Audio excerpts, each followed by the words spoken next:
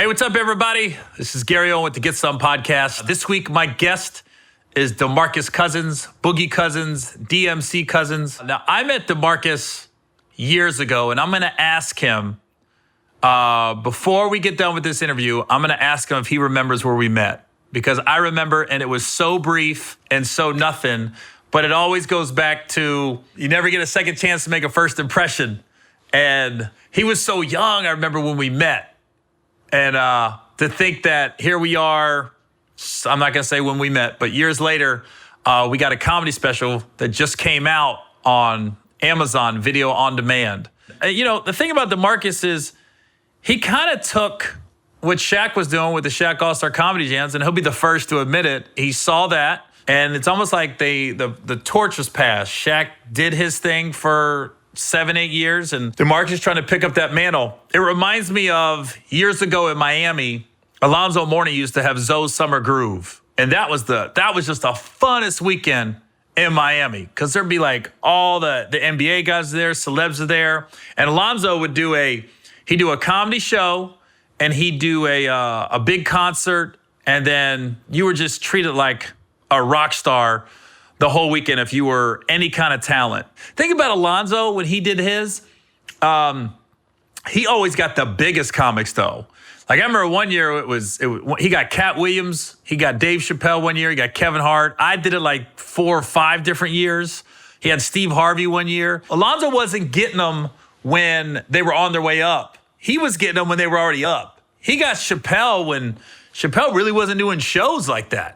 I'm talking about like 11 or 12, I think he got Chappelle.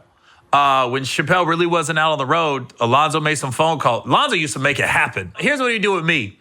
He'd text me, and then he'd hype me up. Like, yo, G, I really love to have you.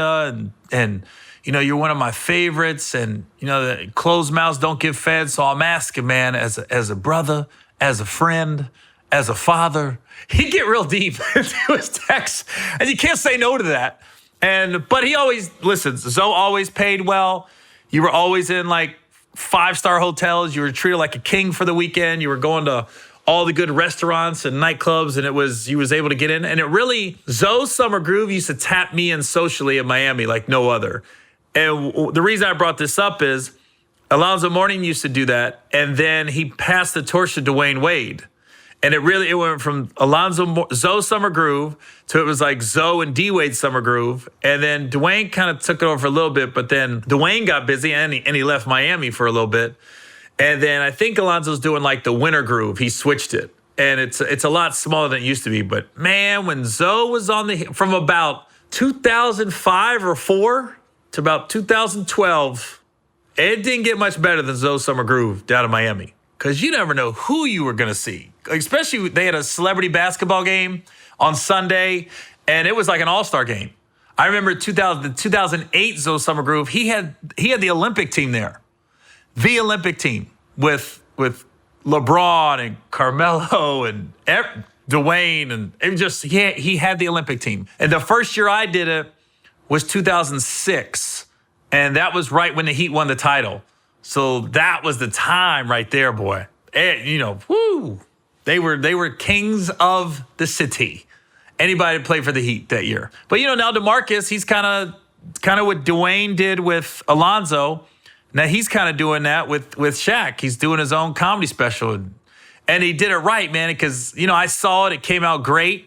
Now, I'll put a disclaimer out there. My set on DeMarcus' special is a lot shorter than what I actually performed live. I think live I did like 20 to 30 minutes, but we had to cut a lot out because I got a heckler and I went pretty raw on the heckler. It was so raw and rugged. When we were editing, they would show me the edit, and then my team, my agent and my manager was like, we're going to take that out. Because they just didn't want, we're in a cancel culture. We're in an age where you say anything, people can take it the wrong way. And people always ask me as a stand-up, they always say, you know, do you feel like you can't say everything you want? And I go, no, not live. Live, you can do whatever you want. Comedy clubs, theaters, as long as nobody's like secretly videotaping it and bootlegging stuff. And that's how comics have gotten in trouble in the past. Like when Hannibal Buress talked about Bill Cosby. somebody had their phone out and posted a snippet of his act. When Tracy Morgan got in trouble talking about the gay stuff, somebody had their phone out and was videotaping his act. So if you look at all the comics, not all, but most that have gotten in trouble, it's from people secretly recording their sets. And the thing about stand-ups, we're having these temporary thoughts in our head and we're trying them out on stage. If somebody just takes that little bit of you working a joke out on stage and then puts it on YouTube, then it becomes a permanent part of you. And like, no, I was working something out there. And I think people go to comedy shows they want to hear about the uncomfortable stuff and they want to laugh about it. But in this instance, a chunk of my set was taken out because my manager and agents are like, let's just not take any chances. You got too much stuff going on in your career. You don't want somebody to say he was saying this when you were really talking about one person in the audience that was a heckler that was disrupting the show. I just had to go ham on him. And like I'll tell DeMarcus that I think part of it too was you got Steph Curry right in the front row of this comedy show and he's dying. And he's a corporate dude. You don't want him saying, why is he laughing at that joke? Oh, okay, we see how Steph Curry is. That's how people twist shit. So we just took it out.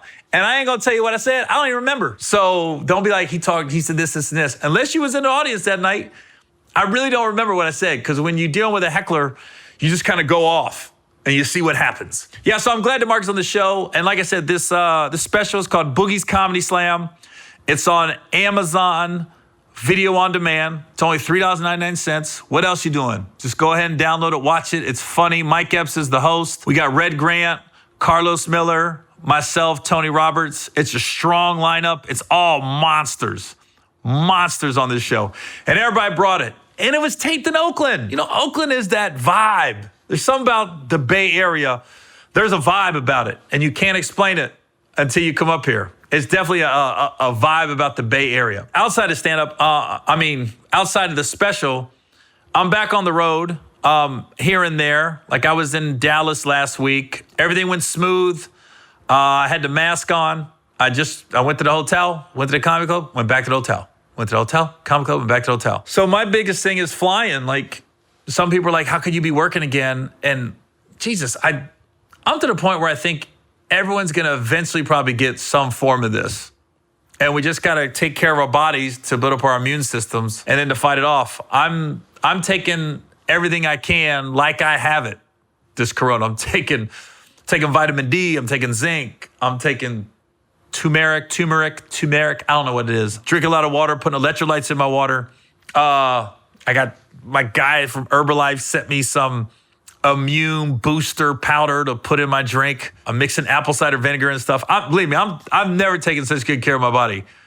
Inside my body, like just with vitamins and minerals and water and stuff as I have during this stuff. So, I didn't do stand-up for so long, and then I got a taste of it, and then, everything got put on lockdown, but some places are still open. So I was asking my manager and my wife about it. I said, are you guys cool with me going back on the road? My wife said, well, I know that makes you happy. And then my manager was like, I just think we're all gonna eventually somehow get it, because there's people that have been really careful, wearing masks and gloves and not going out that much, and they still got it. And then I know people that have just not really taken it serious and they didn't get it. You can take the proper precautions, but you can just as easily get it at home as you can somewhere else. So I don't know.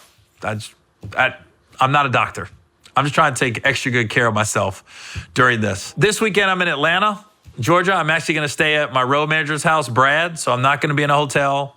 So Brad lives by himself. It's just going to be me and him. It's going to be two dudes in the house all weekend. Listen, I want to get into my one-verse rap this week. And listen, in honor of having Boogie Cousins on this week's show, I'm going to break down Yes Indeed by Drake and Lil Baby, because they give DeMarcus a shout out, because everybody knows Drake is a huge Kentucky fan. Almost as big a Kentucky fan as I am Bengals fan. But I ain't going that far. He don't like Kentucky like I like the Bengals. No way. So I'm going to read the lyrics first. The dashed, a digi, the schedule busy, my head in a hoodie, my shorty a goodie. My cousins are crazy. My cousins like Boogie. Life is amazing. It is what it should be. Been here for 10, but I feel like a rookie. I tell her, look up, because it's snowing in Tootsies. Booked for 3 years. Man, you can't even book me. It's me and Lil Baby. This shit going crazy. Wheezy produced it and Wheezy F made me. And she held it down, so she got a Mercedes. Young Money Records, the Army, the Navy. They ran me 10,000. I threw it like Brady. The foreign is like Yellow Tracy and Katie. I trusted my N-word. They never betrayed me. Met all these N-word. They sweeter than Sadie. When I started out, I just took what they gave me. Did all the favors. They never repaid me. Wow. He was really unpacking a lot. Okay, so let's break this down by a white guy over 40. The dash, a digi. The schedule is busy. My head in a hoodie. My shorty a goodie. So that means he's got a hoodie on. Boom. And his when you say my shorty a goodie, that means my girlfriend's pretty. So he's got a pretty girlfriend. The dash, a digi. The schedule is busy. That means he's really busy. That's kind of self-explanatory. The dash, a digi. I think that's somebody's phone number. Hashtag? The dash, a digi. Dash, a digi. So it's a line, a dash, and then digits. The dash, a digi. Schedule is busy. So maybe he's talking about a schedule. His schedule's really busy, and you got to call him to book him. I think I'm wrong on that one, but we'll see. Let's move on.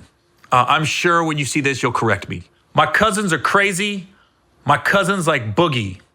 That means he's got wild cousins, wild relatives, and DeMarcus has been known to be wild in the past. He's a shit talker on the court. He doesn't hold his tongue. My cousins are crazy. My cousins like Boogie. So he's like, my cousins, they like DeMarcus, but they ain't in the NBA. So they ain't all like DeMarcus. So life is amazing. It is what it should be. Been here for 10, but I feel like a rookie. So he's saying life is good.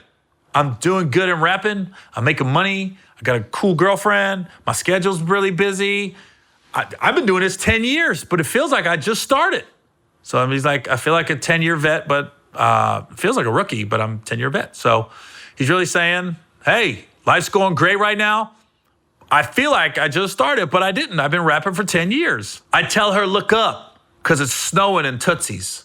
That means Tootsies is a strip club. Snowing, I think when you throw the money up, it rains. But when you throw a lot of money, it looks like snow because snowflakes are coming down. Or it could be cocaine. I don't know. But I think it's money. I think it's a lot of money. Booked for 3 years. Man, you can't even book me. And it's me and Lil Baby. This shit going crazy. I'm booked like 3 years out.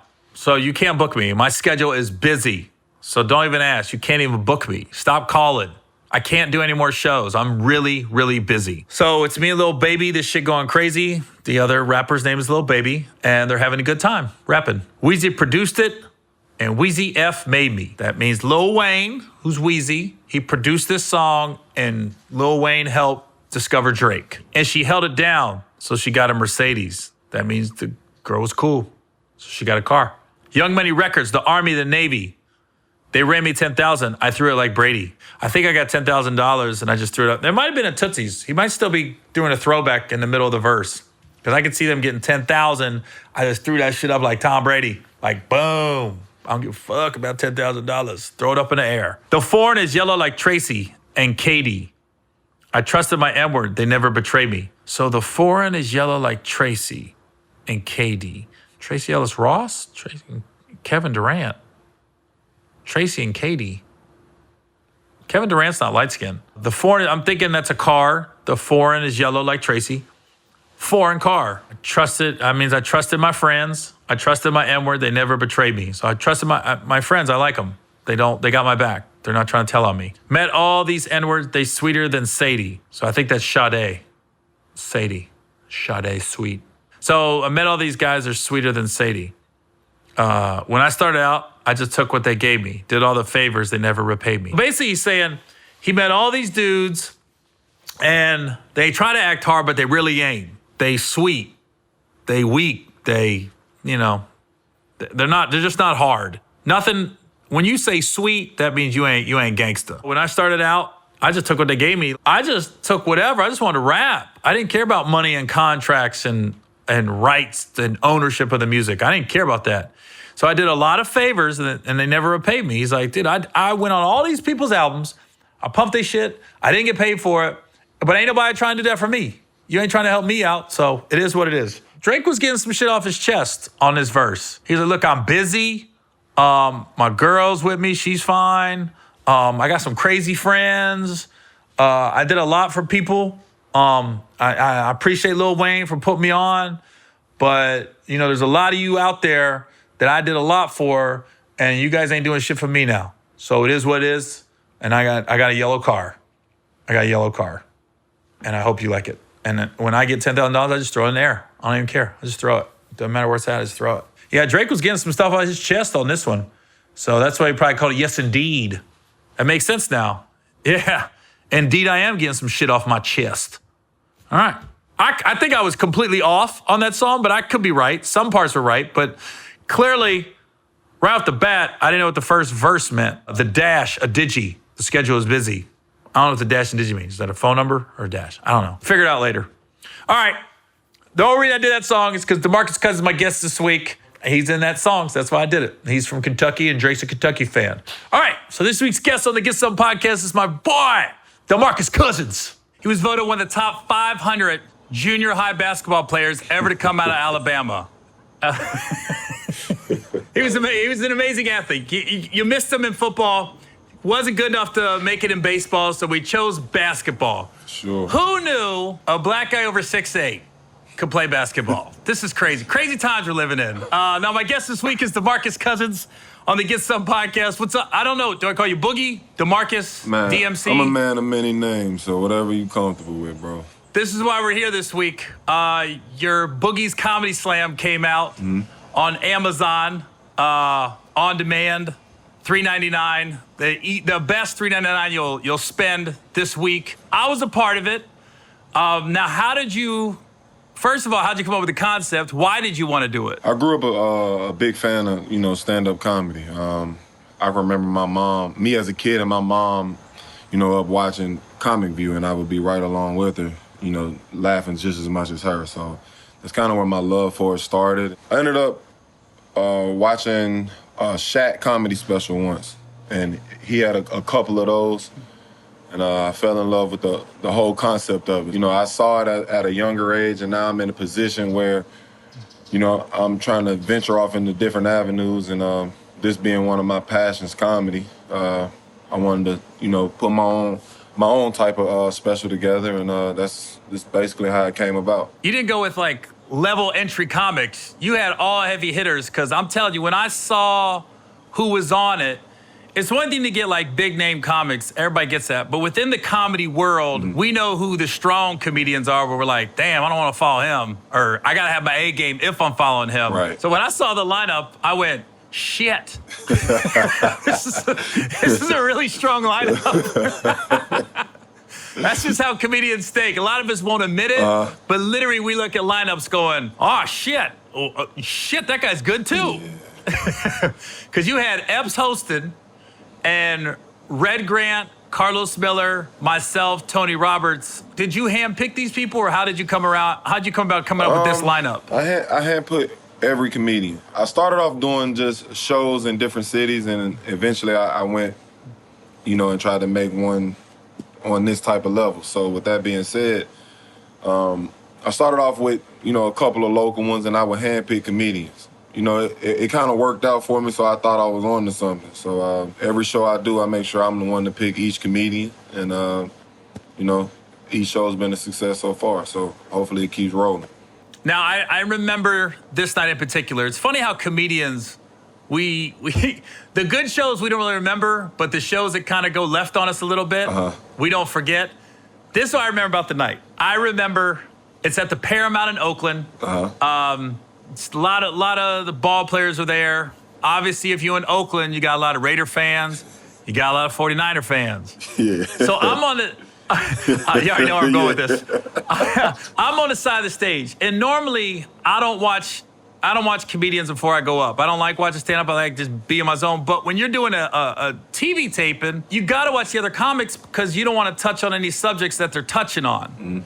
So with me going later in the lineup, like I remember Carlos Miller did a joke about hella. Like Oakland be talking about hella. That's hella funny. You hella good. You hella ugly.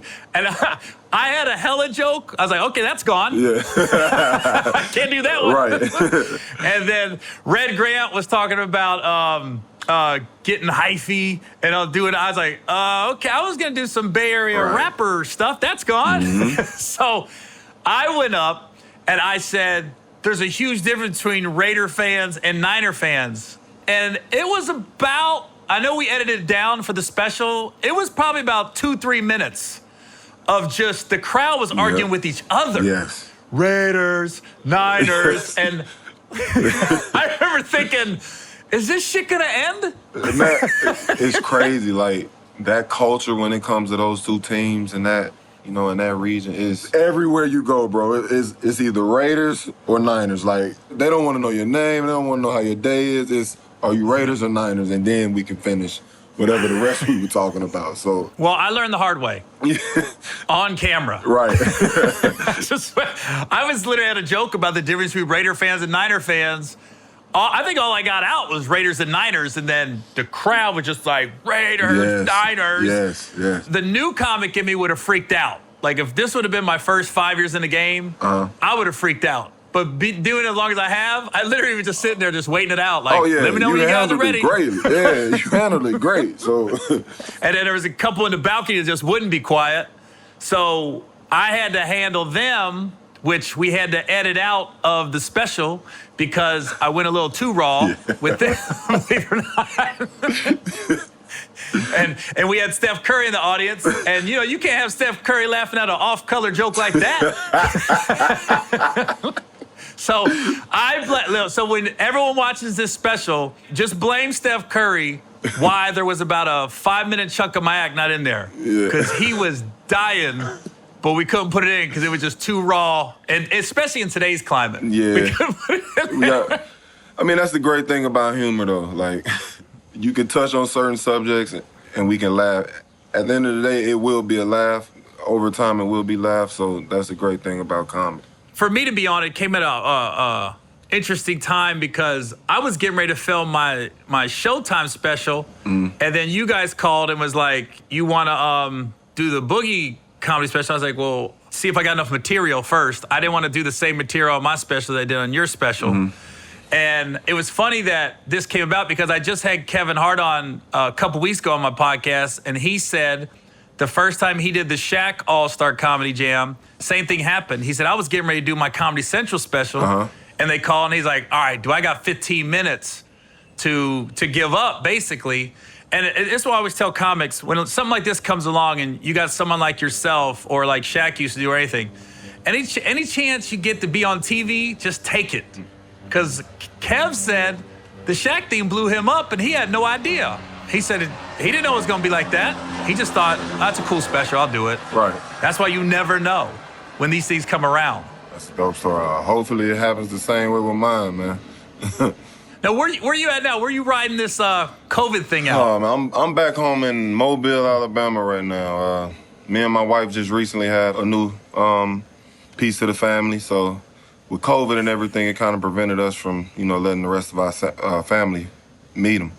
So, we forced our way down here. So we've been here the past month so far. So your wife had the baby during this lockdown? Before, but our kid was born in Vegas, and Vegas has like some weird guidelines when it comes to, usually your newborn gets the shots right away. In Vegas, for some reason, it's like a 2-month wait, then you come back around. It's just weird. So there was a lot of things kind of preventing us from, that family time, but we made it happen. Now, when you're done playing basketball, is that where you're gonna set up shop? You're gonna live in Alabama? No. That's gonna be home base? I'm a Nevadian, however you want to say Okay. it. But Mobile's where you grew up, right? Yeah, Mobile's my home. It's my heart, but I'm a West Coast guy the rest of my life. Now, did that come about since you got drafted by Sacramento? Is that where your heart changed to go to the West Coast? Absolutely. That was my first time ever visiting the West Coast. So changed my life. I I knew right then and there that's where I wanted to be the rest of my life. See, that's just crazy, man. How old were you when you got drafted? I was 19. You couldn't even really go out. Nah. When you got to Sacramento. Crazy thing is, I just learned how to drive. I never had a car, never had a license until I went out to Sacramento. Me growing up, I never had a car to drive, so it was never a priority for me. So I definitely, I grew up in Sacramento for sure. That's interesting because you grow up in Alabama, Mobile. You know, it's a city, but it's a small city. Absolutely. And then you go to Lexington, which is similar. You take out the University of Kentucky, and there's nothing in Lexington. Smaller than Mobile. That's the whole city. Right. Right. And then you go to Sacramento, which is one of the smaller NBA cities. Mm-hmm. I was just like, DeMarcus just likes going to small towns. I mean, I started off small, and now every city I hit is the biggest cities in the market. So, yeah, they just going huge. Yeah, so We'll see what's next. Why'd you choose Kentucky? I'm sure you had your pick of where you wanted to go. Well, I was committed to Memphis. I was originally going to Memphis. Well, I was originally going to UAB. I decommitted from. Really? Yeah, a lot of people don't know that. I committed to UAB. When'd you commit to them? 8th grade year? Nah, I committed to UAB I want to say it was my junior year of high school. By the end of my junior year, I decommitted. And my senior year, I ended up committing to Memphis. But Calipari left Memphis, went to Kentucky, and I just followed. Because I tell you, growing up in Alabama, are you a Crimson Tide fan? Roll Tide, baby. You basically went to the college version of Alabama football as Kentucky basketball. I say that all the time. It's Alabama football and Kentucky basketball. They dominate those two categories in college sports. I know Alabama football fans and I know Kentucky basketball fans. And it literally is supposed to be family, faith, and then it goes sports. to another level, man. Nah. I said when I was in Birmingham, when I was doing the show there, I said, if you would tell an Alabama fan, listen, Alabama's going to win the next 20 national titles, but when you die, you're going to hell. Or you're going to go to heaven, and Alabama's never getting another national title. What do you want to do? Alabama fans would be like, that's a tough one. Right. Right. Who they playing though? It's diehard fans out here, man. Kentucky travels like no other either. Is it like that when you were playing there, even on the road games, they'd be deep? Man, yeah, but we were kind of the start of it. Well, it wasn't kind of, we were the start of it. We started that wave at Kentucky, and I mean, I never seen anything like it. Any city we touched, no less than 15,000 Kentucky fans. Like any city we touched. I don't know how they did it. I don't know how they made it possible, but they were there no matter where we were. That's the thing about that state, too, because even Louisville, even though they won some national titles and stuff, it's still, when you go to Kentucky, you think of UK. Yeah. You know, I grew up in Cincinnati, which is right on the border Oh, I know about Cincy. Kentucky. Yeah. Well, you sound like you had a good time in Cincy. I wouldn't say all that, but I know about Cincy. Yeah, I know. You kind of perked up, DeMarcus. Oh, yeah, I know about Cincy. At least I grew up a little bit there, too, not just Sacramento. Man, nah, I'm going to miss out on that one, man. Like I said, I know about Cincy. How many guys were drafted in your draft class in 2010 out of Kentucky? It was 5 of us. In the first round? First round, 5 of us. It's first school to ever do it. 4 of them are still in the league, right? Yes. Myself, John Wall, Eric Bledsoe, and Patrick Patterson. Yes. Yeah. Because you guys were the start of that whole, not one and done, but 1 or 2 years. I wouldn't say we were the start, but we were the start for Kentucky, and we took it to another level. You know, it was guys like Blake Griffin, Michael Beasley, KD. It was some guys that did it. So now, when you're 19 and you don't have any idea where you're going, was before you got drafted, was your agent or anybody telling you where you thought you was going to go, or was it always Sacramento? Well, at the time, agent, he actually wanted me to go to the Pistons, which were 2 spots. They had the 7th pick. I was the 5th pick. They had the 7th pick. So they wanted me to go to the Pistons, which is crazy. I mean, thinking long term or whatever the case may be, I guess it can make sense. But as to why he would want me to drop in the draft, I don't know. But I mean, it didn't work out that way. So it was between Philly, the New Jersey Nets at the time, and Sacramento. That's crazy. To be 19 and have no control where you're going to go. None. None. Yeah. And then you get drafted. And then what's funny to me is like whenever I watch the draft on TV, like they'll get through the first 7, 8 picks. And then it's like 2-3 hours later, they're finishing up the end of the first round. And then they'll show you guys that were in the first 5. You're already in the city. You're already in Sacramento. Like you put your hat on and you think you guys are all hanging out. And then they'll show like the first couple picks are already doing a press conference in the city they got drafted in. I don't know. Is it like that? It's like put the hat on and roll in a plane? Honestly, so as a kid, you thinking of your draft day and, you just think about how it may go or, what you expect.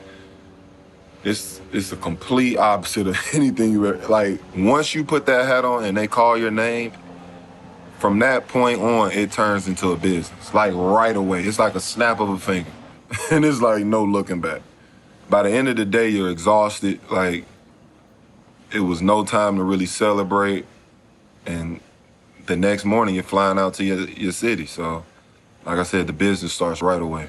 Now, I remember when you got traded from Sacramento to New Orleans, you didn't want to leave Sac, it sounded like. Nah. Like you really ingrained yourself in that community. Like I said earlier, I grew up there, basically. Started there as a 19-year-old kid. Spent 6.5, 7 years in the city. That's all I knew. So I was comfortable there. I had friends and people I considered family there. So that was home for me. And if it was up to me, I would have never left. But like I said, I'm a firm believer in everything happens for a reason. Who's the little white guy that's always with you? Andrew Rogers, man. What's his name? Andrew, man. Yeah. And you met him at Kentucky, Met right? him at Kentucky, yep. So how'd you guys meet? Because every time I'd see you, he's right there. And I remember him telling me, yeah, I thought he was like an agent or something. He goes, nah, I'm DeMarcus' guy, man. We met at Kentucky. Yeah. I was like, what? He was one of the team, equipment guys for Kentucky, which is like a huge gig for any kid coming up in Kentucky. Yeah. Yeah. So he's basically one of the managers for the team, and couldn't even tell you how we became cool. We just became cool. Like, I honestly don't know how. And so that's been my brother since. Like, it's till the wheels fall off with him. did he come out with you when you got drafted, or you waited a couple Nah, years? we came out together. We've been riding. Whoa. We came in rookies, and we're gonna leave out vets. Now, is he older than you, or was he like He is older than a me. sophomore or junior? He was a sophomore-ish. I don't know. He sucked in school at the time, so Yeah. we might have been freshmen together. I like hearing stories like that. Like, LeBron's got his crew that he's come up with, and when you see you and you got your guy, and even with comedians, we got the guys. Our road manager has been with us for years. That they come up with. It's always interesting to see how people just connect. It's always a different story, and it's always so random. That's like true. you telling me the manager, the equipment guy at Kentucky, is basically your right-hand man now. Absolutely. That's your ride or die. I trust him with my life, man. That's what a lot of people don't realize in this business, man. You always got those guys that aren't out for anything but to see their guy flourish. Absolutely, and it's hard. And it's hard to come by. But when you do, you got to cherish and hold on to those type of people. Yeah. Now, is he in? He's not in Mobile with you, is he? Nah, he's too big time to come down here, man. Yeah. Because I think he's the one. Somebody called me when you tore your Achilles and you was rehabbing in L.A. And somebody just said, hey, man, they saw me on Instagram or something. They stop by the house. DeMarcus can't do anything. Right. So, you were just laid up in the cast with nothing to do. One of the worst times of my life. I laid up in that cast for 2 months, man. 2 months. Just laying around all day. It sucked. All I remember was I walked in the house you were renting, and I just saw all those books on the bookcases, and I went, oh, he's renting this house. No offense, offense. The few times I met you, I didn't see you as a deep reader. The books were rented too, huh? Yeah, I was like this. What are all these books? But boring books. It wasn't like the history of hip hop. It was like Mark Twain. Nah, I actually did. Nah, I'm bullshitting. Nah. But yeah, the books came with the house for sure. Yeah. Yeah, I knew that. I think I even said to your guy, I go, he's renting this? This ain't his house. He renting this? Yeah. Oh, man. Somebody told me you got an 8-year-old son that's like 7'1" already. Yeah, something like that. How old's your son? He's 8. Just hit 8. That was 8. Uh-huh. And he's tall, right? He's pushing 5'2" now. So that's pretty damn tall. At 8? At 8. That's I think that's taller than Kevin. I think Kevin's 5'3". So your son's 8. If that's the truth, bro, I cannot wait until I run into him with my son. Yeah. I think Kevin's 5'3", maybe 5'4". But that's the same height, 8 years old. Like, I saw Kevin, like, stand next to somebody and, like, look normal. But Was your son? No, it was Rich Paul. Oh, Rich Paul, yeah, he's tiny, too. Exactly. Rich Paul's tiny, too. I'm just like, this is the first time I've ever seen you look normal. Well, if he's hanging out with you guys, I mean, I'm like 6'3", and I look short. Right. When I'm standing next to you guys. What was the first time, like, an entertainer, was comedian, singer, actor, just came up to you out the blue and you was like, oh, snap. Because I think athletes, they like you doing the comedy show, dabble in entertainment, and then entertainers, we secretly want to be athletes. That's no secret. Right. What's the first time, like, a entertainer just came up to you and you was like, oh, shit, you recognize me? You know my name? Oh, man. You know what? It wasn't the first time, but it's a time that stood out for me, and it was Anthony Anderson at the All-Star game. I want to say that had to be 2016. Yeah, I want to say 2000. It was in Toronto. Oh, he just ran up to you? No, it was Kobe's last game. It was his last season and his last All-Star game. So I'm on the court at the same time. I get a rebound, I start dribbling it up.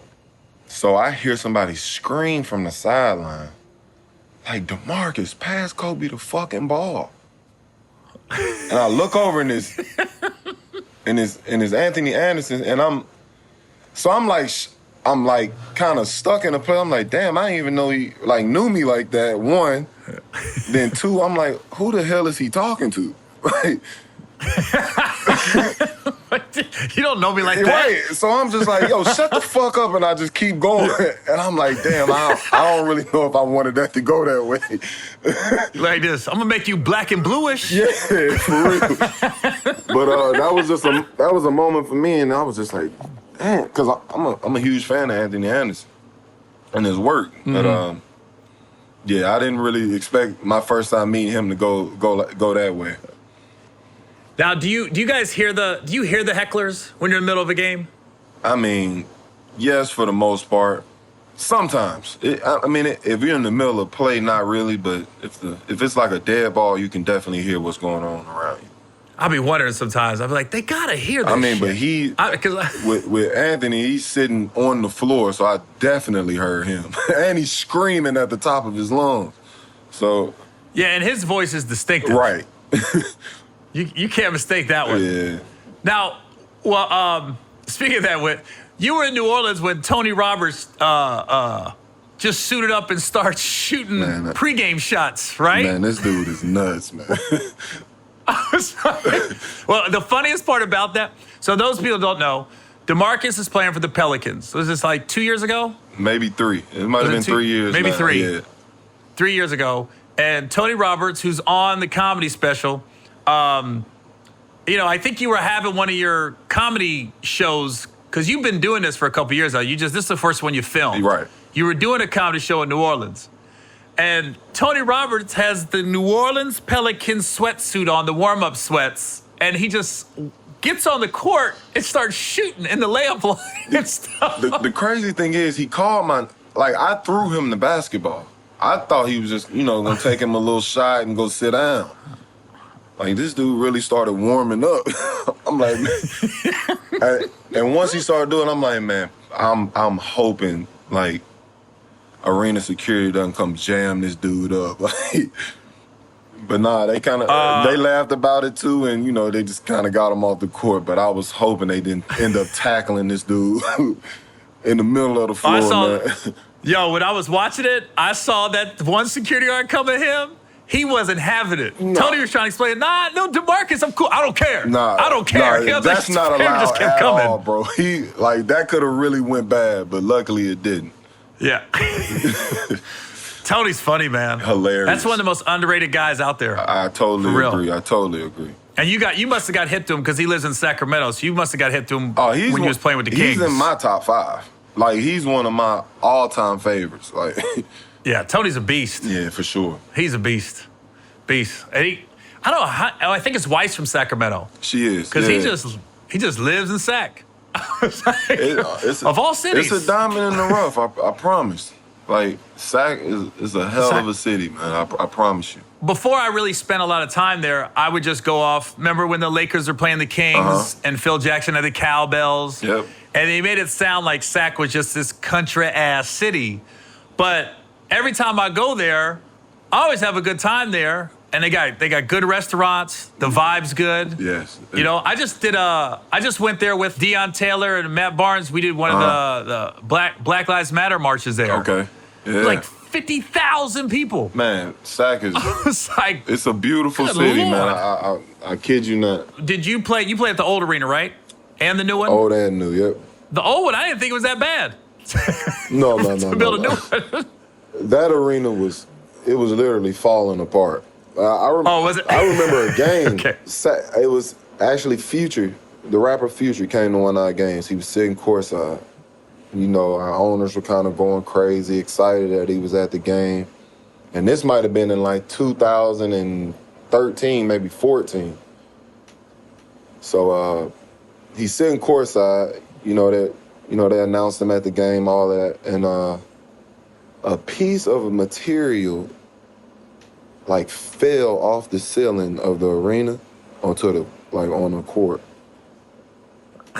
And on the film, they have pictures of Future pointing up at the ceiling, laughing. So, all right, I take it back. It back. That arena sucked. It was overdue, bro. The new arena was overdue, but it was a lot of good memories in that building. I said that I've been there a bunch. I think I've been there twice. Ah, yeah. So, it was overdue. I didn't think it was that bad. Now, okay, so as you can see, I'm wearing your Zero Doubt hoodie and stuff. I tell you, I get off, and I'm not saying this just because you're on the show. Entertainers, athletes, we get offered a lot of free clothes, and people want to wear their clothing line and everything else. I swear to God, yours, I be calling your people yo, can I get some more shorts? Because I be wearing them out. I don't know who your seamstress is or how you make them, but that shit's comfortable. Every piece is handmade. I got the hoodies, the shorts, the shirts, hats, and I wear them to death. Is it available in stores or online? As of right now, no. We've kind of slowed down on the clothing aspect. Not saying we're done, but it's just something we slowed down on as of right now. Oh, I wish you pick it back up. Oh, it's definitely coming back. We just slowed down on it right now. Trying to figure some things out behind the scenes. Oh, I always enjoy getting those care packages with your name on it. You know it's love, bro. Every time you come around, it's going to be a care package. You know that. I was got some new shit. Don't board it out. When I called one of your guys, I think Jay, and I was like, yo, I need some more of those cut-off gray sweat shorts. Those are my travel shorts. Yeah, everything. I wore them to death. Yeah, everything. So let me ask you, since I was the one white guy on the comedy special, who's the best white guy in the league right now? Luka Doncic. And Luka's, and he's young too. Man, dude's a problem. Now, do you guys know when the draft's happening? When these guys from Europe are getting picked? Because it used to be I watched the draft, I knew everybody. Now I watch the draft, I know half the guys. But are you guys looking at it too? Who's this dude from France or Germany I or Croatia? Watch the top 10. It's hard to stick around through the whole thing. But I have a few favorites I'll watch out of college. I'm not really hip on the overseas guys, but you kind of look for them in the draft and do your little Google research, and you really don't start paying attention to the young guys until the season starts, because that's when you'll really know who's a baller and who's not. Who is one guy in the league that doesn't get enough like shine, but amongst the players, they're like, dude, monster. Just flat out underrated. Yeah, flat out. Like you're just like, or you hate the guard, just hate playing against them. Man, that's a good question. Because you know what you could call him? You could really call the Tony Roberts of comedy or basketball. Yeah, I mean, Tony Roberts of basketball. A guy that I had a lot of praise for that wasn't really getting his credit in the beginning was Damian Lillard. But, obviously that's coming along a lot now. And I still don't think he really gets the credit he deserves. He's one of my favorite PGs in the league. He's in Portland, and there's just, if you're not up in that area. Man, you could put that dude on any team, and it's going to have a chance. Well, I think that's why he doesn't get the shine. There's no excuse for that, man. That type of talent is no excuse for it. But and he's outside of him, he's a Bay Area guy. Yeah, he is a Bay Area guy. I would probably still have to go with Damian Lillard. Yeah, super underrated for sure. He's a monster. Yeah, he is. God, and the thing about Damian, man, he wants to win in Portland. Like, he's I want to bring it here. You got to respect it. He's loyal to the soil. Yeah. You got to respect it. And he went to, like, some small school, too, didn't he? Weber State. Weber State? Yeah. What the fuck? Is that Nebraska? Where is that? I have no clue. I actually went to watch, I went and watched him play. He came to Sacramento State.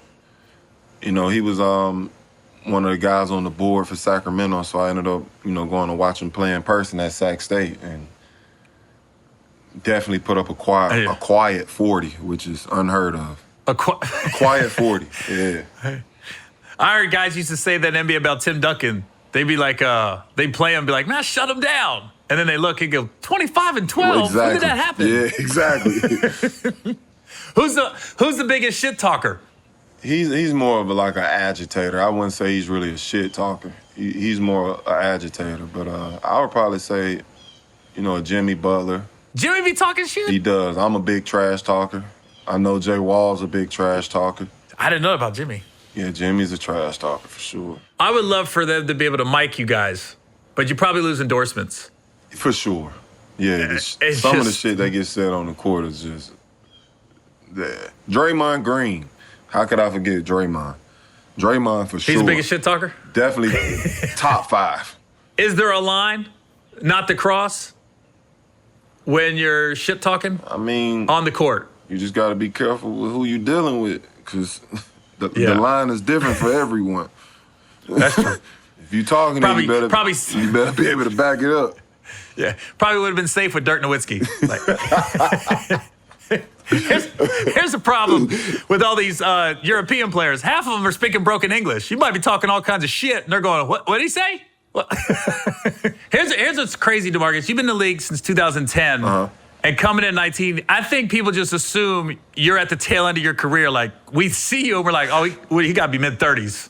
Bro, I know it's crazy. It's like, and I get it. I've been in the league over a decade. It's a new era of basketball where guys are coming in at 17, 18, 19 years old. So you're going to see them a lot longer than you used to. But, I mean, I get comments all the time like, man, the dude's old and washed up. I'm like, man, I'm 29 years old. Like 29? Right?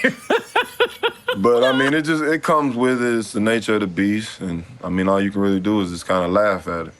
How are you handling all this pandemic? Like, I know it hit everybody I mean, we're living at a time now that nobody saw coming. Yeah. I mean.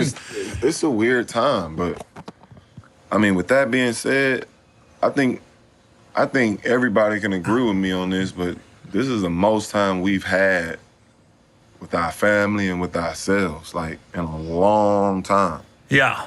I mean, I told myself at the beginning of it, like, whenever this time ends or this time in between, I just want to better myself throughout this time. If it's spiritually, if it's physically, if it's mentally.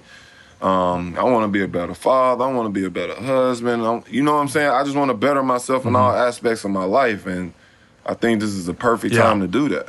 especially where you're at. You're in Mobile, Alabama. If you want to get to know yourself, just go to Alabama and lay low for 3 months. Yeah, and then on top of that, there's really not much to do, so you really don't have a choice. Right. So. That's what I'm saying. Yo, I'm killing it in the lakes out here. I'm fishing. Oh, man.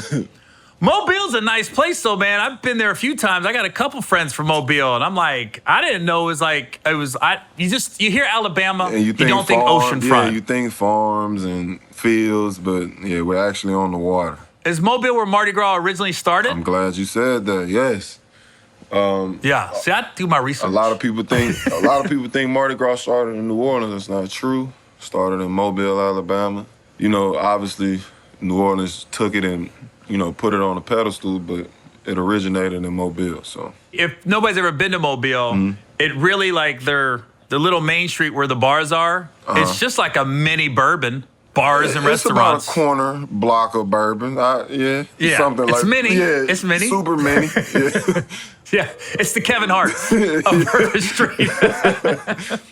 Yeah, but yeah, you'll have a great time. So that's all that really matters. if I'm in Mobile and I'll stop by, one of my buddies, he used to play at Alabama. Wallace Gilberry. He was a man. He had me He was trying to feed me squirrels. Like they caught squirrels and fried them and shit. I go, I ain't eating that shit. I ain't eating no squirrels. I have no parts or dealings in any type of activity like that. So you want some good seafood? Like, I can show you the way. The squirrels and the rodents, that you're gonna have to talk to somebody else. Oh, he's Alabama through and through. I think I'm pretty sure that's where he's at now. Like he got out the league and just built his house in Mobile, and he's an Alabama guy. Did you play football in high school? Or? I played elementary. By the time I hit middle school, I was, I kind of outgrew it. It was my mom was nervous I would, injure myself. That's when I made that transition to basketball. Now, what grade were you and how old were you the first time you dunked? I was in the 7th grade the first time I dunked. In a game? Yeah, 7th grade. Hold on. 7th grade. Yeah. You come down, junior high gym, and you just throw it down. I know the gym, however many people was there, had to be going freaking nuts. It was an AAU game, 40 people in the gym. It was an awful game. But that was my first dunk. Now, had you dunked obviously you probably dunked in the park or in somebody's driveway and stuff. But in a game, is it like a fast break? And you're just like, you just kept rising? It wasn't a fast break. It was more of a snowbird. I kind of leaked out way before. I took my chance. So is it like once you dunk the first time, is that after that, it's just game on, you just start dunking all the time now? No, I wouldn't say. For some reason, after my first dunk, I could not tell you when my second one was. It might have been a year gap in between. I'm not really sure, but I cannot remember my second dunk. Listen, if I was like that, I would be like, don't even try to get me to shoot. I'm dunking every time. I said that when Shaq got in the league. I was like, why is everybody getting on him about not having a jumper? Dude, motherfucker, you don't leave the lane. So listen, man, I don't wanna keep you. I know you're fighting bugs and mosquitoes and everything else in Alabama, but I just want to reiterate. You want to do another one of these and to come out, but to me, this couldn't drop at a better time because people are looking for new programming, absolutely, and quality programming to watch on TV, and so Boogie's Comedy Slam, Amazon Video on demand. $3.99. That is cheaper than a latte at Starbucks. And it'll last. Like I said, as a comedian, when I got on the show and I saw the lineup, I was like, oh, snap. I got to read my A game with this one. Sure. Because everybody, it's all monsters. It's just monster after monster on this. I hope we see you back in the league soon once the league's back. For sure.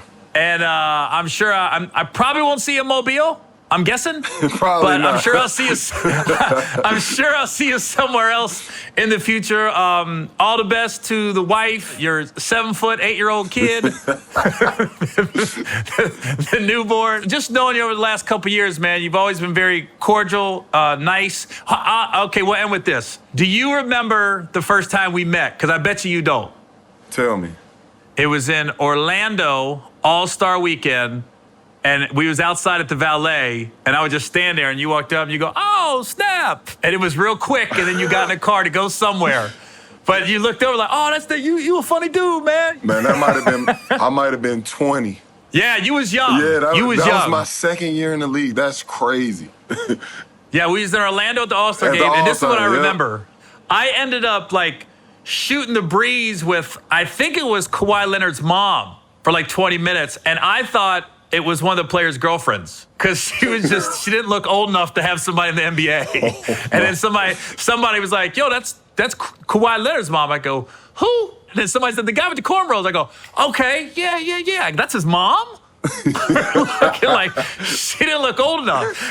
Somebody might have gave misinformation. I don't know. But I just know we was out the Valet, and you came up and said hi. Everybody's waiting on their cars. Yeah. And we ended up talking, and somebody said, you know who that was? Right? I go, mm-mm. They say Kawhi Leonard's mom. I go, really? I thought it was a sister or somebody's girlfriend. She looked young. Oh, man. To have somebody in the league. But, yeah, man. So, listen, all the best. And, again, I want everybody to go Amazon, video on demand, Boogie's Comedy Slam. Yes, sir. And you can see the difference between Raider fans and Niner fans and how I handled that shit like a pro. All right, man. Well, take care, and I'll see you when I see you, brother. Yes, sir. Appreciate you, bro.